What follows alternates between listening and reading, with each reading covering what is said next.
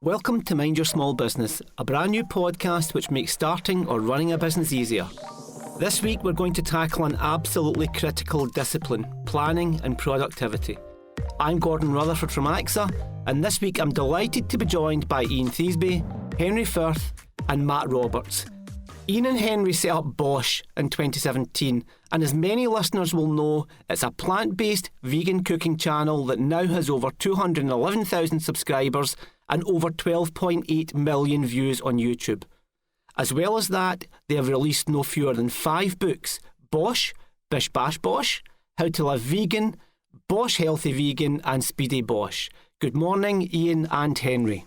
Good morning. How are you doing? Great to be here. Yeah, good to hear from you, man. Great, thank you, very good. And this morning we're also joined by Matt, who along with his business partner Joe runs ArcX, a cybersecurity training provider. It's a new business, launching only 6 months ago, and both partners, who are both former Royal Marines, work and live almost 200 miles apart from each other. So good morning, Matt. Good morning, thank you for having me. No, thank you for joining us. Before we kick off and go into planning and productivity, it's probably an idea to give our listeners some insight into what inspired you to establish your respective businesses. And let's start off with BOSH. So Ian and Henry, how did BOSH come to fruition? Right, yes. I mean, we'll try and give you the relatively abridged version because we could talk about this for hours. But me and Ian have been friends for, it must be coming close to 15 years or so. You know, we met in school. We happened to be living together and working together in London. Okay. And we ate a lot of meals together, you know, as housemates do. And at some point, Ian was on a challenge and decided to go vegan. He found it was amazing. I thought it was absolutely ridiculous and was busy, you know, mocking him and his life choices and, and the curries that he was cooking me. But actually, you know, because I was a big fan of Elon Musk and I'm really passionate about driving the environment and trying to actually, you know, do some good in the world, Ian showed me this movie called Cowspiracy, which links diet and climate change in a way that I'd never seen before. I admitted I was wrong, went vegan overnight, and soon enough, you know, realized that it was quite difficult to go vegan. There wasn't much information out there. There weren't lots of recipes. There weren't many recipe videos. There weren't even many recipe books. And forget going to the supermarket to pick up vegan ingredients or ordering vegan food on a menu in a restaurant. So, you know, I called Ian up and was like, you know, this whole thing is great, but there's nothing available. Maybe this is what we should devote our lives to. And so sooner or later, probably 1 year down the line, we ended up setting up BOSH, where we cook plant-based videos for the world. We had millions of views within days. We've actually hit about, how big are we now, Ian? 3 million? Yeah, there's 3 million. All channels. That's right, yeah. At the beginning, you mentioned the YouTube numbers, but in actual fact, our main power is Facebook and Instagram, because across there, we've got maybe 2.5 million subscribers. So that all kicked off. People were just following us and sharing our videos. They went hyper viral. And since then, we've started writing cookbooks. We've sold nearly 1 million cookbooks now. And we've also started putting products into stores as well, so we can actually connect people with food and ingredients they can cook with. So that's the inspiration. We are 100% climate focused. We want to try and put more plants on more plates. We're not about converting people. We're just about being the kind of nice, friendly route into people trying their hand at more vegan cooking. Thank you. Great answer. This is the third podcast we've done in this series, and it's the third time that someone has spoken about their business being based upon an absolute passion and a desire to almost change the world, which is absolutely incredible. And the kind of meteoric success of BOSH, I guess, is the dream scenario for anyone starting out in a business. So you know, you've captured the moment perfectly. Matt, turning now to ArcX, tell me what inspired you and Joe to set that up. Yeah, sure. So as you've already mentioned, Joe and I are both former Royal Marines, and we'd actually previously been involved in a cybersecurity training academy where we delivered free training to over 300 veterans who were in the process of leaving the armed forces. And as mentioned, this was entirely classroom based. So as you can imagine, when COVID began and lockdown was brought into effect, it's obviously had a dramatic impact on the economy and how services are delivered. And we'd always heard that essentially starting a business during an economic downturn was a great idea, provided you could follow through with your execution, obviously. But given that COVID had had a disastrous effect on the UK as a whole and training, classroom training was just sort of out the window at the time. So we had to adjust really and try and come up with a different idea and a different mechanism for delivering training that wasn't just over Teams or Zoom. And it was one of those really where, we sat down and we thought, well, how can we do this where it's on demand and actually available to the masses and actually on a global basis? So as you can imagine, working from home has introduced a number of security challenges for businesses and more so for those who are trying to actually build cybersecurity businesses. There's a number of ransomware attacks that are on the increase. I feel like every single day now there's something new. There's another third-party supply chain being attacked, or government organizations. And really we sat there and we thought, well, we know how to deliver training. We've done it in a classroom. We also know how that we can pivot the business to actually make it available to people on demand.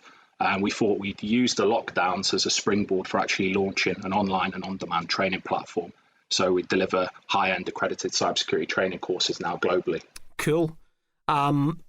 The COVID thing's really interesting because before recording started, we were talking about how COVID has changed our lives and in terms of how we actually do things, and clearly it's had a significant impact in your world, Matt. And if we stay kind of on that, but turn to the theme today of planning and productivity, a recent study by Opus Energy found that 86% of the UK's SMEs found productivity to be an issue, and I think that has probably been magnified by COVID.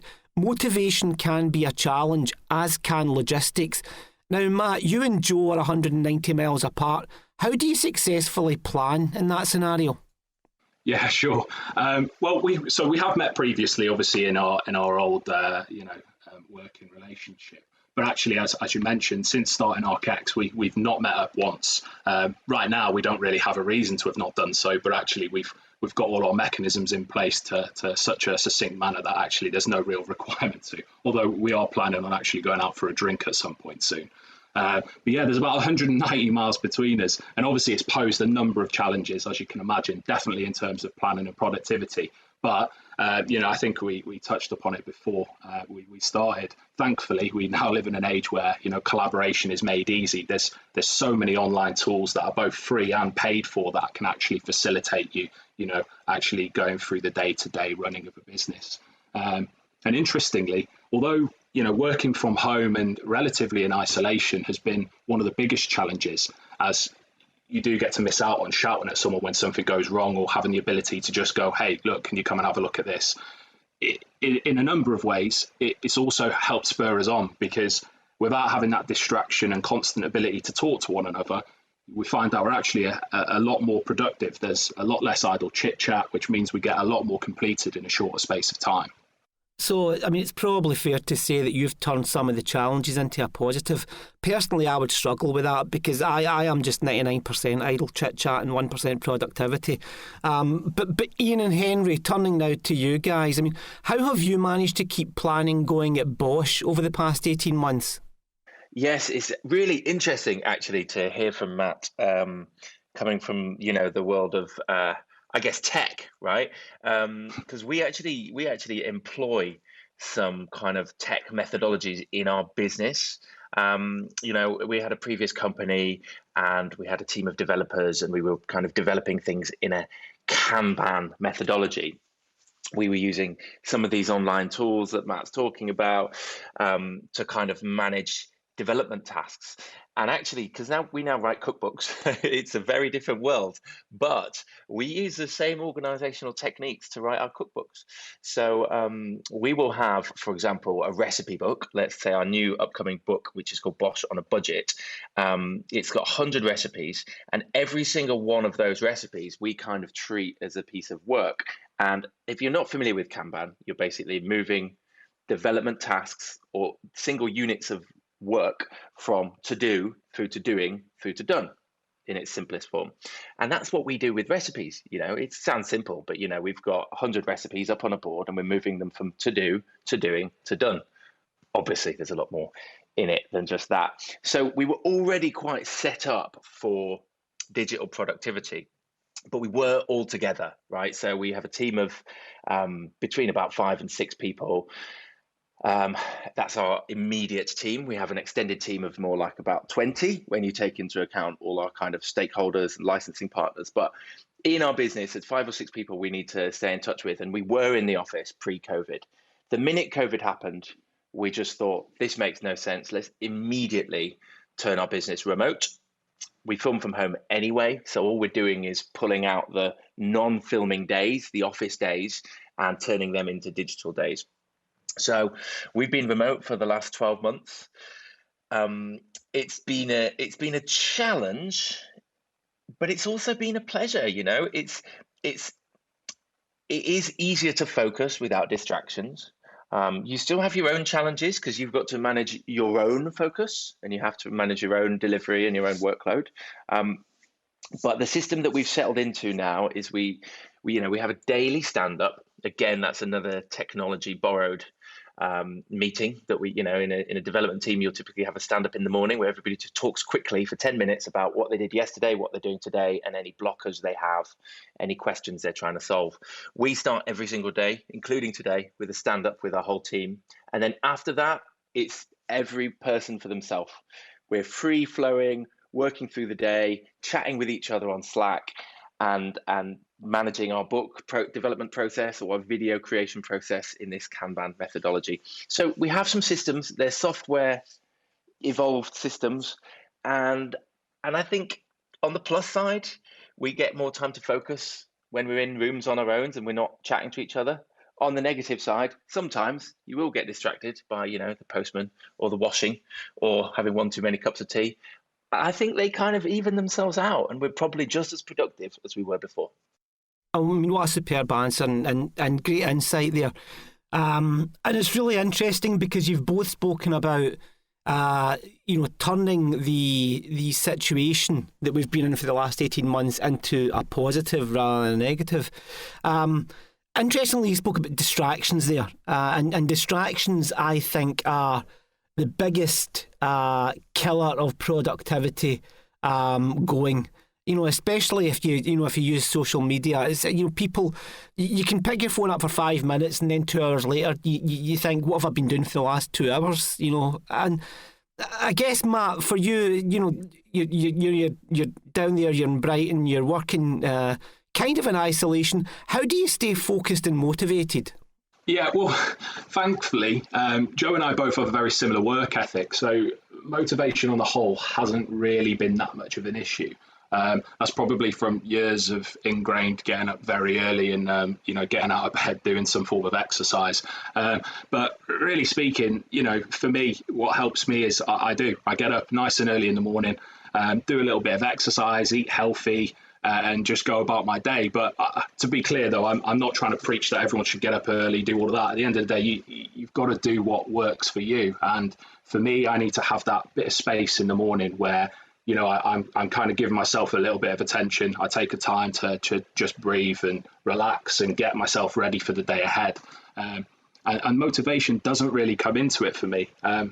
It's a bit of a weird one when it comes to Joe, who's obviously my business partner, is that we work in reverse. So I'm very much an early morning person and he's very much a late night creative. So in some cases, we're passing ships in the night in terms of when he finishes work and when I start work. But motivation wise, we haven't really had too much of an issue to this point. Fingers crossed that remains the same, but we shall see. Okay, I mean, that's cool. Thanks, Matt. And I've heard lots of people extol the virtues of, looking after your physical self to help you stay as sharp as you possibly can, as focused as you possibly can in a work context. Ian and Henry, there will be lots of listeners out there who don't have a business partner. Both you guys and Matt have spoken about the advantages of bouncing things off each other, and it kind of helps with productivity and planning.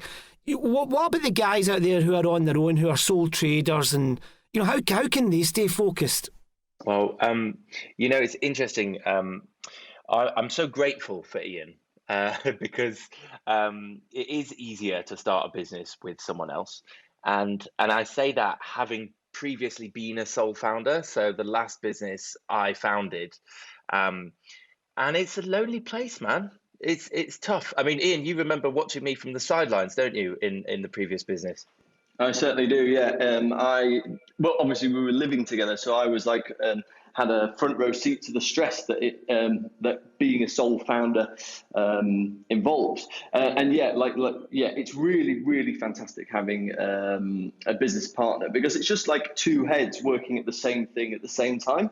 And yeah, it would I suppose if you've got visions of grandeur and you really want to sort of make your business a big success, like there's only so much that one person can really do. So like having two people just makes things a little bit quicker, and just makes the whole process of like building something better. So yeah, Totally. If out there, if anyone is setting up a business and they are going it alone, like first and foremost, congratulations and fair play to you. But secondly, it's like if you think that maybe the stress is a little bit too much and you've bitten off more than you can chew, then searching for a co-founder could be a really, really good thing to do. But you can also find help. And this was what I found in the previous business was, Ian was there in the business and he definitely acted as emotional support to me, as did my other friend, Kwaku. It's strange when you hire your friends, but it does mean if you can make it work, then you've got people that you can inherently trust. And we managed to make it work.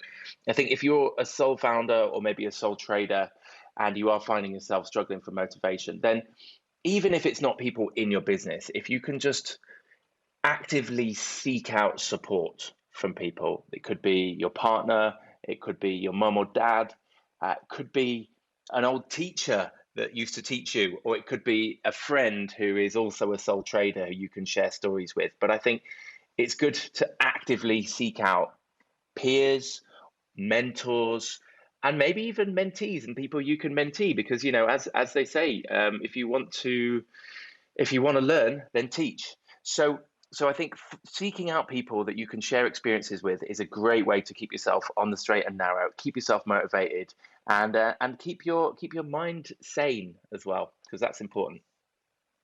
Thanks, guys. Again, we come back to that issue about keeping, staying sane, having a healthy mind, and how that helps in terms of productivity. And one of the things that Matt touched on earlier on was the fact that he and Joe bring different things to the table in ArcX. They kind of work in different patterns. They have different outlooks and what have you. And in terms of BOSH, is that how it works there? Do you think you bring different things to the table? And if so, how important do you think that is? So I do think we bring different things to the table. We come from slightly different backgrounds. My background was more focused around the business side of things, having been a founder before. And also the technology side of things, something I've been very experienced in my whole career. Ian's background is more on the marketing side, social media, trends, and also creativity. So, particularly in the first year, Ian would tend to focus potentially more on the food and the creative aspects, and I might be focusing more on the business aspects. I think here where we stand now, 5 years in, actually, we just turned 5 years old. We do chop and change quite a lot more. We've learned how each other work a lot more. So there is a lot more sharing of jobs and sharing of duties. But I think, I wouldn't want to work with another me. And I'm sure Ian wouldn't want to build a business with another him. So you kind of, those differences are good and are important. And I think it's helpful to be able to understand the differences in the way that you both work and appreciate those differences, make space for those differences. And that helps foster a good working relationship. And it's also why teams like this work. Yep, I agree with that. I think leaders building teams should always try to have a diverse range of personalities and skills in the team. So for example, I'm a terrible planner, so I really value people around about me who can plan and who are complete finishers. Because I have ideas and never finish them. So I need people around about me to say, I'll make that happen. I mean, and you need deliverers. Totally. And I'm quite fortunate in what I do, that I do have lots of deliverers round about me who deliver really, really well. So, Matt, on that basis, I am a terrible planner, as I said, and earlier on you mentioned the fact that you use some tools and some apps and some software. For somebody like me who's notoriously bad at planning, what kind of tools or apps or software are out there that you would recommend?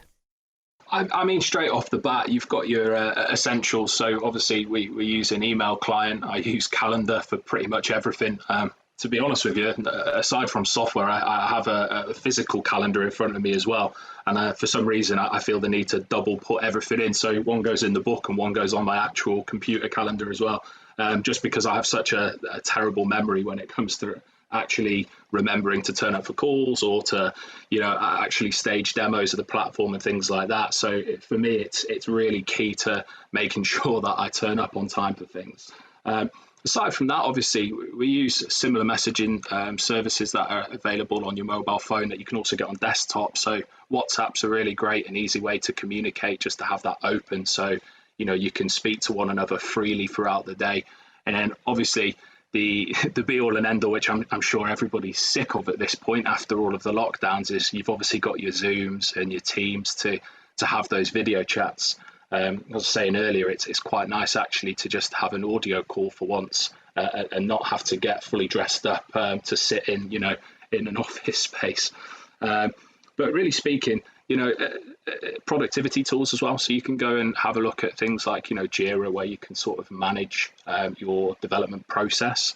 They're really useful and key, with myself being more of the commercial side of the business and Joe being very much the technical side.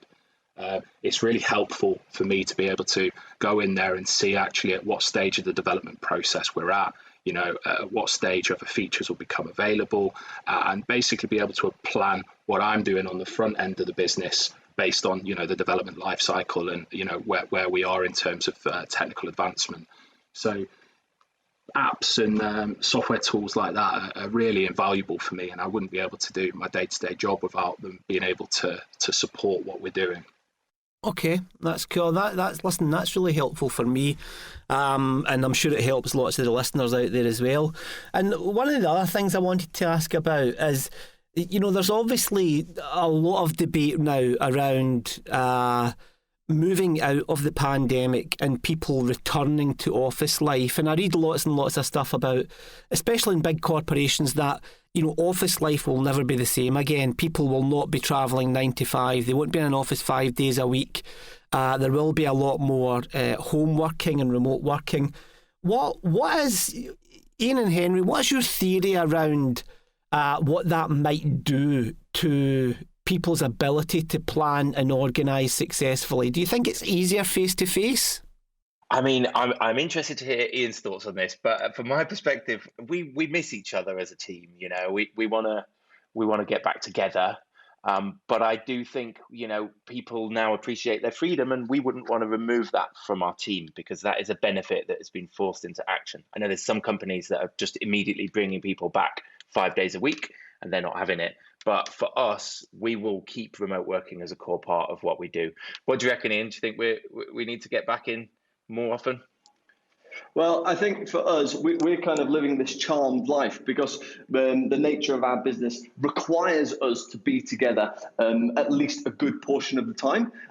So yeah, we can sort of like, we can be together some of the time to film videos, to test recipes, to discuss the recipes that we're making. And for the rest of the time, we can happily do what we do, like away from one another and like separated as a team. So I think that's really, really nice for us on a personal level. But for the businesses that haven't got like what we have, the same sort of structure, I would say that I think It's high time that big organisations sort of started treating their staff more adult-wise. Okay, I think that people have really appreciated the time spent with their families and the sort of lack of commute time. They probably saved money on those tube fares and stuff. And I think it's like finding a nice balance of come to the office a couple of times a week, just so we can check in with the team, just so we can get those meetings done. But also, we're going to trust you enough to do your job at home and to do a fantastic job. So I think we're in this really interesting, probably right at the beginning of a brand new way of working for large companies. And I think that's really exciting. And it hopefully will be one of those things that was really, really positive to come out of the pandemic. And running an organisation that's not a large corporation, for example, you would say to big organisations that we can plan and organise successfully remotely, yeah? I think so. Yeah, absolutely. I think it works. People, I think it's about whether you give people the benefit of the doubt or not, whether you trust people or not. I think there's just as much space within an office for people to waste time, if not more. There are, as you said, there are people chatting to each other all day long, hanging out, and whilst it's good to get to know your colleagues and to build relationships with them. Some people are spending their entire working lives in meetings and never actually getting any work done. So I think there is an opportunity in home working for people to be more productive than there is in the office. Even pre-COVID, I used to come home when I had a big piece of work to focus on because I could focus better at home with no distractions. So I think you don't need a lot in place to manage your team, but you do need some structure. So, accountability. Our stand-ups work great because we can tell if you weren't doing anything yesterday because you're still working on the same thing today that you're working on yesterday. And I think, and also we can see, we use tools for working. Matt mentioned Jira. We use a tool called ClickUp. We used to use Trello, and also Asana, but now we're on ClickUp. And all our work is managed within that tool. So we can see what people are working on and how long it's taking. So I think having some structure in place that you can see people's work, you can hold them accountable and you can communicate with them. And then it doesn't matter where they are. And you're only getting together then for those 1 or 2 days where you're trying to build relationships and have that extra little bit of magic that FaceTime brings. Excellent answer. Thank you very much. And finally, I'd like to go to Matt and ask the question, if someone is starting out in business and recognising that planning and organising and productivity is absolutely crucial, what one piece of advice would you give, Matt, to someone who is starting out, who is not naturally strong in those disciplines? Yeah, well, firstly, as they say in the military, no plan survives first contact. For me, I guess it's getting across that you'll never figure everything out and you'll probably never get everything right first time. And if someone out there does, then please come and advise me on how to do it right first time as well. I guess the best advice I can offer at this point is to just stay flexible and be ready and prepared to pivot if required in terms of how you're delivering your business. Try not to be too rigid in your thinking and just always keep your end goal in mind, which is more often than not is to generate revenue. And realistically speaking, the quicker you can get to revenue generation, the quicker you can employ smarter people to take away these worries. Wise words. Thank you, Matt. One of the things we always do in these podcasts as we come to the end is to look at the takeaways and summarise everything that's been said. And I think there's been some really invaluable takeaways for our listeners to do who probably are out there thinking of starting a small business. And some of the key takeaways that I've got from today is to be flexible, be ready to pivot. The communication with the other stakeholders in the business is crucial, but also communication with people outside of the business is crucial in terms of your motivation. To stay focused, to look after your mind and body, and I think one of the things that's definitely worth exploring further for people out there is the Kanban concept that was raised, because that sounds really appealing and really interesting. All that's left to say is a massive thank you to Ian Thiesby and Henry Firth from BOSH and Matt Roberts from ArcX. Matt, how can people find your business? You can look us up online. It's ArcX.io. Thank you very much for that. And Ian, Henry, I think probably everyone knows BOSH, but for those who don't? Sure, they can find us at either bosh.tv, the website, where we put out free recipes almost every single day, or we're also bosh.tv on all the socials, so Instagram, Facebook, and YouTube, or you can find us in your local bookshop, or hopefully in your local supermarket as well. Excellent, fantastic. Thanks again, guys. It's been fantastic. And if the listeners have enjoyed this episode, they can subscribe to the series via your usual podcast app. If you want to find out more about the Mind Your Small Business series, you can do so at www.axa.co.uk/podcast. You can get also loads of brilliant small business advice from AXA's Business Guardian Angel site, which is at www.axa.co.uk. Next week's episode is all about getting online, so join me and another couple of fantastic guests for that. We look forward to welcoming you. Thank you very much.